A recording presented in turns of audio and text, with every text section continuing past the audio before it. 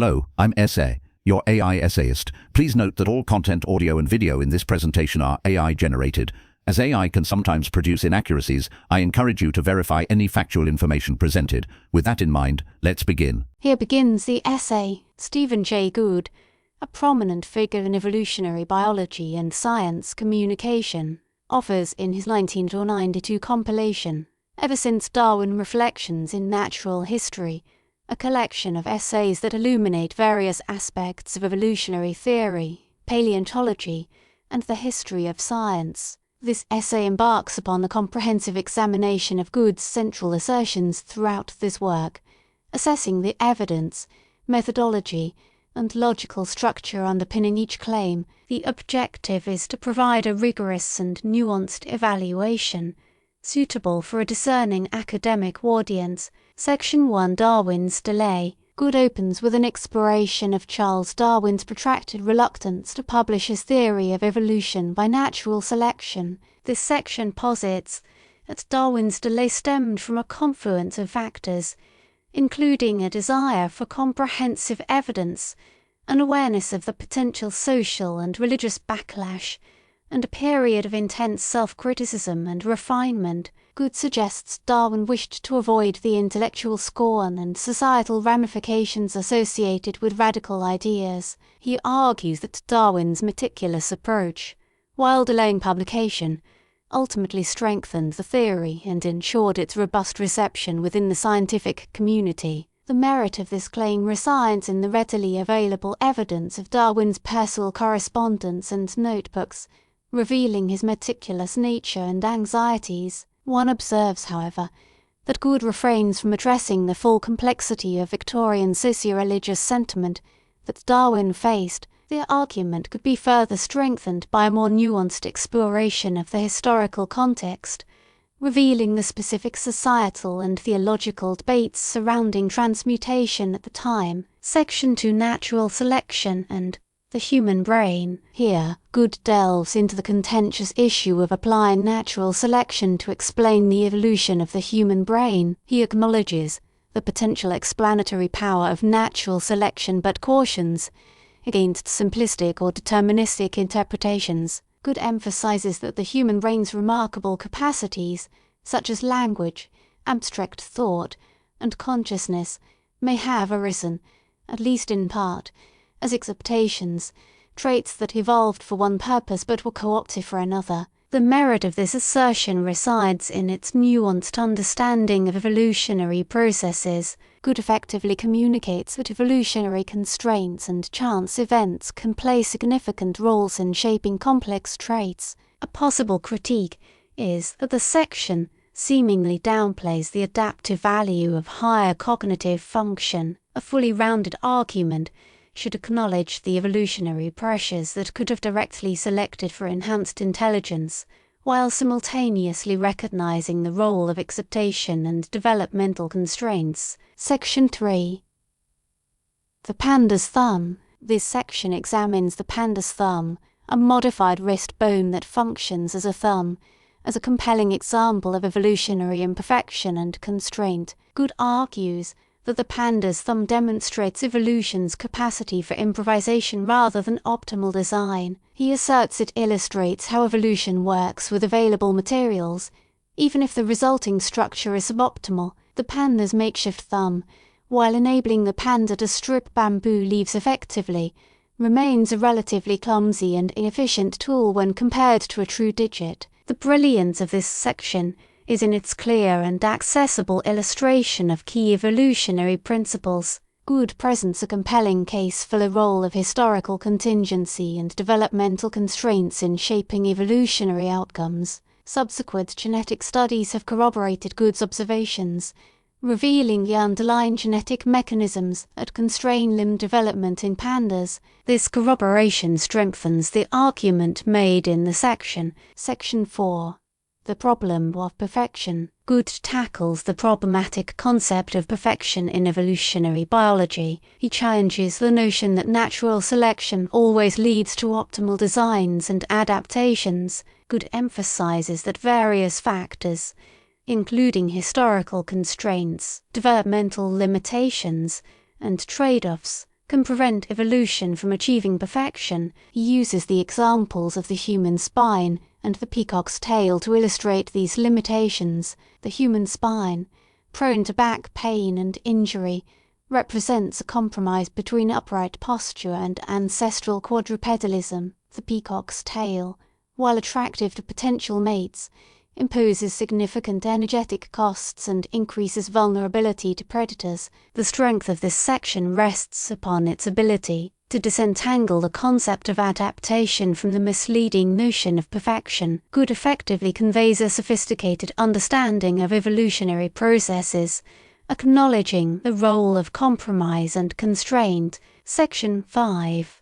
Our allotted span. Gould examines the relationship between ontogeny, the development of an individual organism, and phylogeny, the evolutionary history of a species. He argues that ontogeny does not simply recapitulate phylogeny, a discredited notion known as recapitulation theory. Rather, Gould emphasizes that development can be a powerful source of evolutionary innovation. Changes in the timing or rate of developmental processes, known as heterochrony, can lead to significant evolutionary changes. He uses the example of the axolotl, a salamander that retains its larval features into adulthood, to illustrate the potential of heterochrony. The persuasiveness of this section stems from its effective debunking of a long-standing misconception. Gould successfully demonstrates the complex interplay between development and evolution. However, a deeper exploration of the genetic mechanisms underlying heterochrony would have further strengthened the argument. Section 6. Human equality is a contingent fact of history. In this section, Gould confronts the sensitive issue of human equality in the context of evolutionary biology. He argues that human equality is a moral imperative, irrespective of any perceived biological differences between individuals or groups. Gould emphasizes that genetic variation exists within all human populations, and that attempts to justify social inequality based on biological arguments are inherently flawed. He asserts that human equality is a contingent fact of history, a social construct that should be defended and promoted. The power of this section lies in its forceful defense of human equality. Gould skillfully navigates the treacherous terrain of race and genetics, arguing for a commitment to social justice. Though compelling, the argument would have benefited from a more explicit acknowledgement of the historical misuse of biological arguments to justify injustice and discrimination. Section 7. The titular Bishop of Tituopolis. Gould examines the life and work of Steno, a pioneer in geology and anatomy. He highlights Steno's contributions to our understanding of fossils, stratigraphy, and the formation of rocks. Gould emphasizes that Steno's scientific achievements were all the more remarkable given his religious beliefs and his eventual appointment as a bishop. Steno, as a devout Catholic bishop, reconciled scientific inquiry with religious conviction. He demonstrated that one could be both a scientist and a person of faith, challenging the simplistic notion of conflict between science and religion. The value of this section resides in its nuanced portrayal of the relationship between science and religion.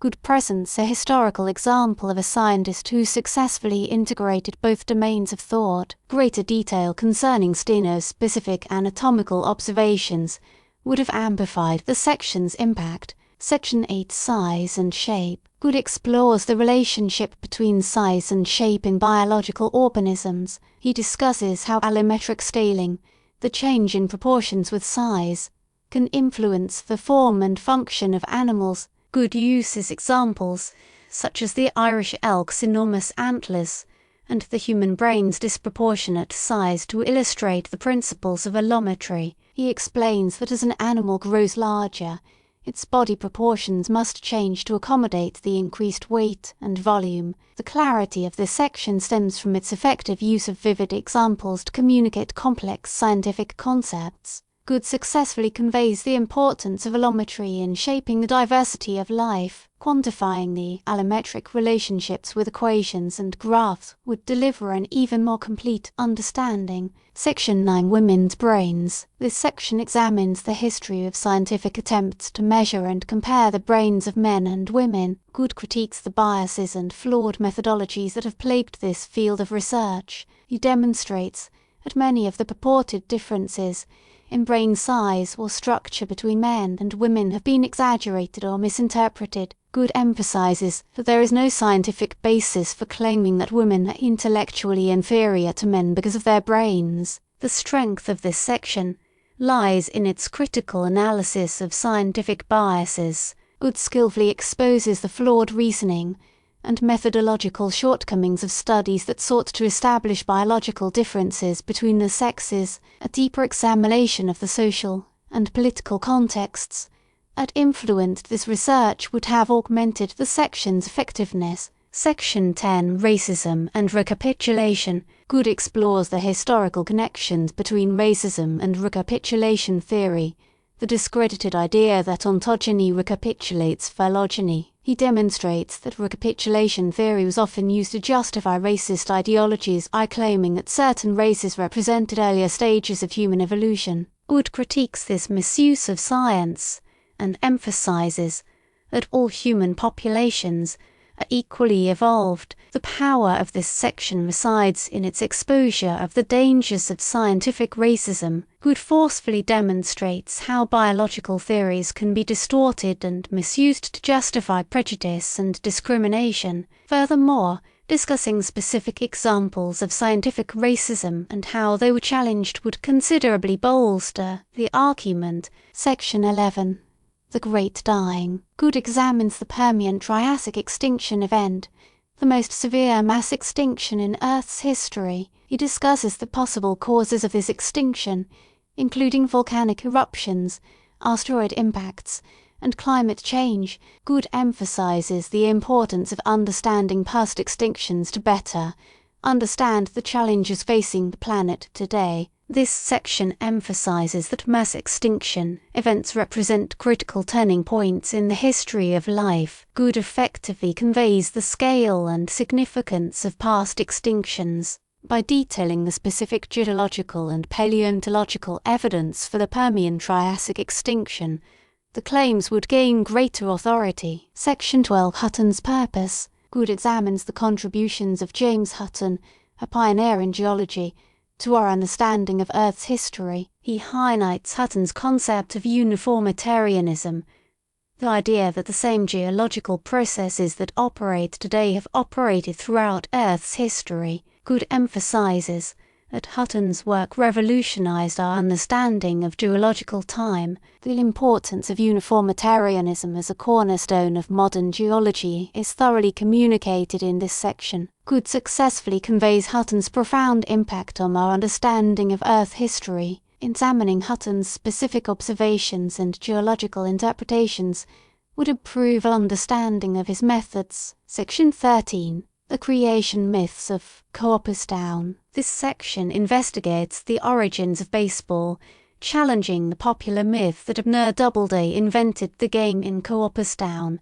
New York. Gould demonstrates that the Doubleday myth is a fabrication created to promote the sport and establish its American origins. He emphasizes that baseball evolved gradually over time, drawing from various other sports and games. The section reveals the constructed nature of historical narratives and the importance of critically examining popular myths. Gould's demolition of the Doubleday myth highlights the process of constructing national identity through sports. A deeper discussion of other competing theories regarding the origins of baseball would provide a more comprehensive understanding. Section 14, Non-Overlapping Magisteria. Gould explores the relationship between science and religion, advocating for a principle of non-overlapping magisteria noma. He argues that science and religion address distinct domains of human inquiry. Science deals with empirical facts and testable hypotheses, while religion deals with morality, meaning,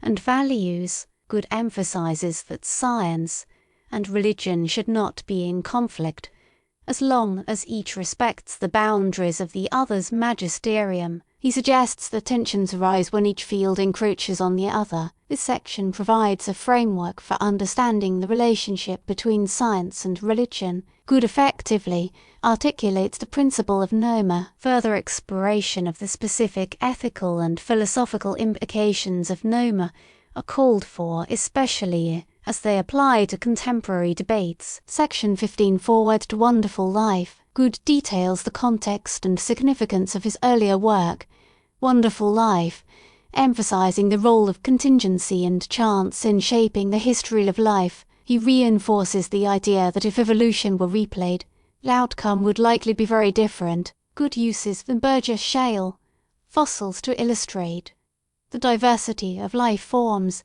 that existed in the Cambrian period and the role of mass extinction events in shaping the course of evolution. The section reinforces Gould's commitment to a non-deterministic view of evolution. The discussion provides insights into the nature of scientific inquiry, as it is constantly revised and updated in light of new evidence and interpretations, including a discussion of the scientific debates surrounding the Burgess Shale fossils would enrich the section. In conclusion, ever since Darwin, Reflections in Natural History stands as a testament to Stephen Jay Gould's exceptional ability to communicate complex scientific ideas to a broad audience. Through this compilation of essays, Gould presents a compelling challenge to simplistic or deterministic interpretations of evolutionary theory. He emphasizes the role of constraint, contingency, and historical accident in shaping the diversity of life. While some of Gould's arguments require further refinement, his work remains a valuable contribution to the public understanding of science. His unflinching defense of human equality, coupled with his nuanced understanding of the relationship between science and religion, solidifies the book's enduring significance in an intellectual landscape often marked by polarization and simplification. Gould successfully navigates the complexities of evolutionary biology, providing a model for thoughtful and engaging science communication. We really appreciate you tuning into this AI-powered presentation. Our goal is to push the boundaries of AI in content creation, and your input is invaluable. If there's a particular subject you'd like to see us tackle next, or if you have suggestions on how we could fine-tune our AI's creative prompts, please don't hesitate to leave your ideas in the comments section. We're excited to bring you more unique content very soon.